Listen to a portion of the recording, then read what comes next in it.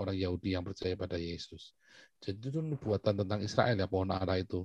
Bukan Yesusnya geblek nggak ngerti musim, ngawur itu si ustadz-ustadz Islam itu. Tetapi itu memang sebuah nubuatan. Nabi-nabi itu kalau bernubuat caranya memang begitu. Dengan dirinya sendiri, kayak si Hosea itu kan, ngawini perempuan pelacur.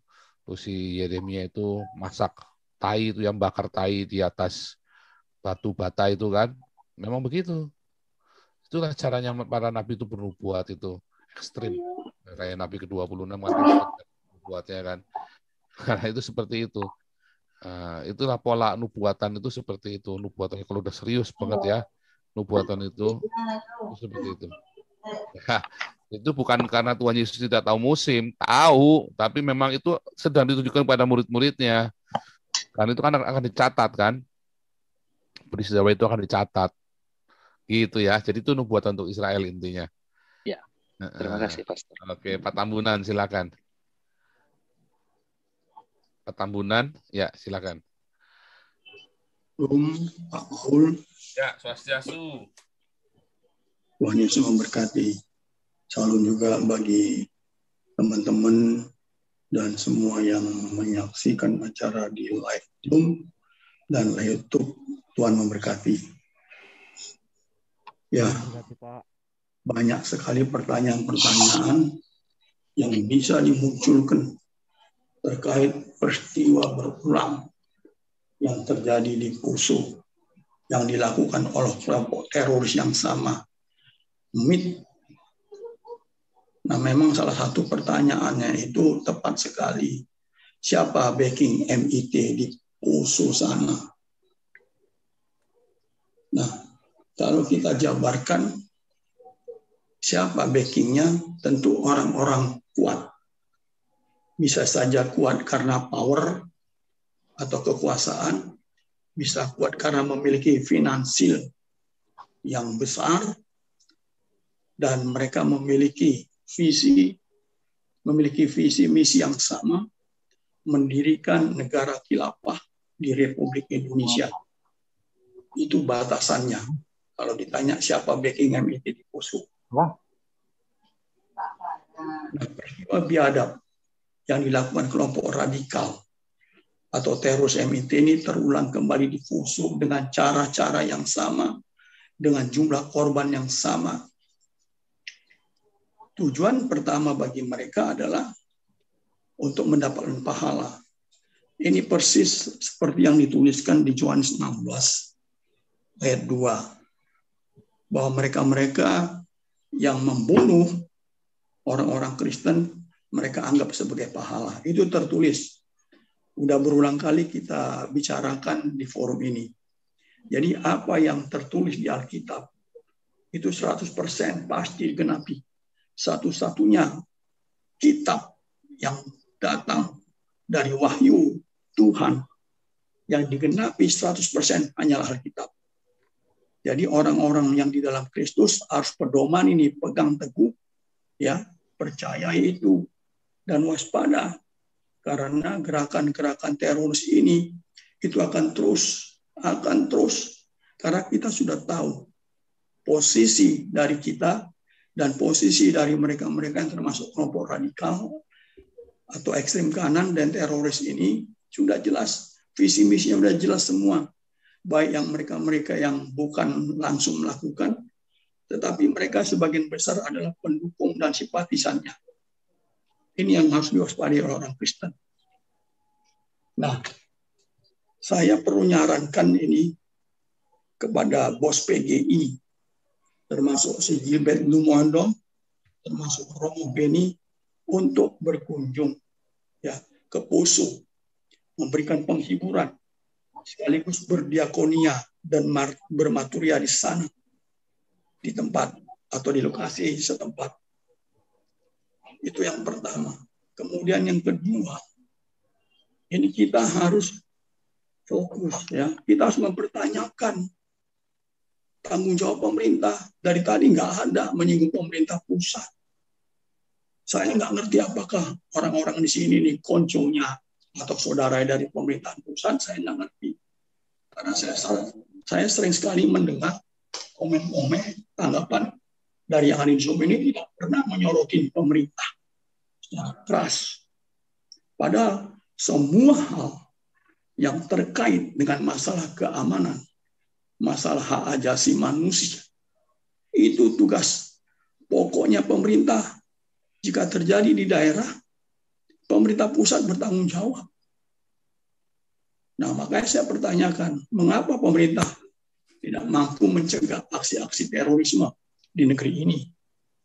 Mengapa kelompok teroris MIT dan kelompok-kelompok lainnya yang ada di Nusantara tidak ditumpas sampai ke akar-akarnya sesuai dengan pernyataan atau instruksi Presiden Jokowi yang mengatakan tidak boleh ada radikalisme dan terorisme di tanah air.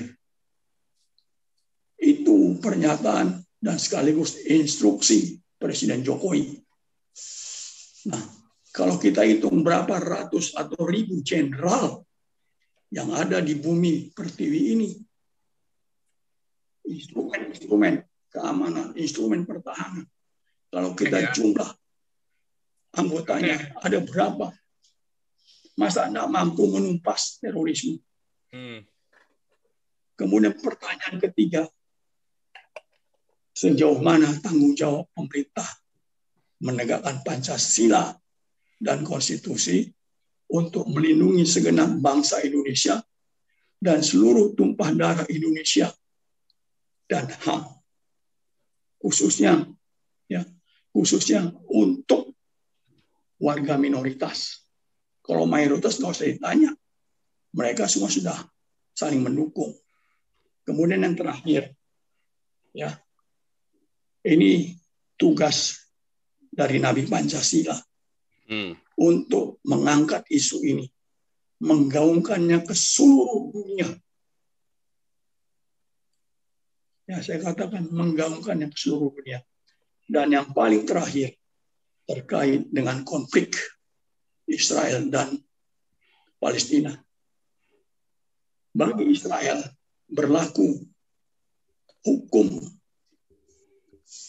gigi ganti gigi, mata ganti mata, nyawa ganti nyawa. Karena sebagian besar penduduk Israel masih menganut tradisi dan hukum Taurat. Kemanapun lawan mereka, musuh mereka yang membuat kekacauan, apalagi sampai membunuh satu orang, masyarakat Israel pasti dicari dan dibunuh. Tentu kita pernah ingat peristiwa Olimpiade di Jerman dulu. Semua pelaku pembunuhan atlet Jerman dicari dan ditemukan, dibunuh semuanya dalam kurun waktu kurang lebih 10 tahun. Ditemukan semuanya mati, dibunuh oleh Israel. Jadi itu sudah salah satu tradisi bagi Israel. Darah ganti darah, gigi ganti gigi, nyawa ganti nyawa. Kecuali seluruh Israel bertobat. Makanya kita harus ikut mendoakan agar Israel bertobat. Pertobatan Israel itu pertanda bahwa kedatangan Kristus Tuhan makin dipercepat. Saya kira itu saja yang saya sampaikan. Tuhan Yesus memberkati. Haleluya. Amin. Haleluya. Oke, luar biasa. Aneh ya. Masa kita punya ratusan jenderal kalah sama teroris MIT Poso? Aneh. Aneh sekali. Ya, mereka kan nggak sekolah. Ya kan? Ya pasti karena dia backing ini orang dalamnya sendiri. Memang dipelihara. Nah, karena apa? Karena kita yang minoritas juga takut. Itu memang digunakan buat nakut-nakuti minoritas. Itu digunakan untuk nakut-nakuti minoritas. Dan Anda mau ditakut-takutin. Nah itu kayak Gilbert sama si Kumal Kutom itu kan pendeta goblok kan. Mau di-framing sama orang-orang ini. Dan Gilbert menyebarkan roh ketakutan juga kepada jemaatnya. Makanya tinggalkanlah. Hati-hati, kalian sedang ditakut-takuti sama Gilbert. Perpuluhan terus, biar dia tambah kaya, kamu tambah kere. Ya. Takut. Hari-hari ini saya berterima kasih teman-teman sudah mulai berani ya, sudah mulai banyak yang berani. Saya berterima kasih ya teman-teman. Ayo, Jangan takut. Teman-teman memviralkan YouTube-nya saya. Anda bikin sendiri YouTube-nya, bikin konten sendiri. Masa orang-orang Islam bisa potong-potong? Banyak orang Islam yang potong YouTube-nya saya loh. Ya kan? Saya nggak kena copyright, ya biarin aja. Karena begitu mereka viralkan YouTube saya, mereka pasti akan kejar, akan cari sumbernya kan, akan cari lengkapnya. Nah, teman-teman juga sama. Ayo potong-potong 10 menit, karena saya nggak ada waktu. Ya, supaya bikin konten. Karena kalau minoritas teriak semua dan kita bilang kita tidak takut, maka kita akan segera pulihkan. Oke. Pak Paul Dere mana nih Pak Paul Dere? Ya, silakan Pak Paul Dere. Good morning Amerika.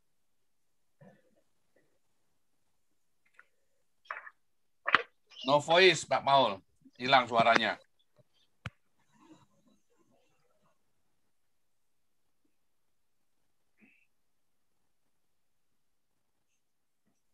Suaranya mikrofonnya mati. Pak Paul Dere suara mikrofonnya mati. Coba dipencet Pak Paul Dere. Mikrofonnya mati. Pak Paul Dere mikrofonnya mati.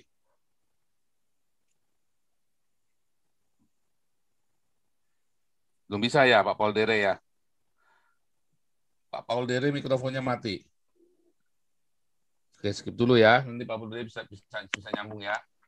Ini ada Ardiansa Bangun. Silakan Ardiansa Bangun.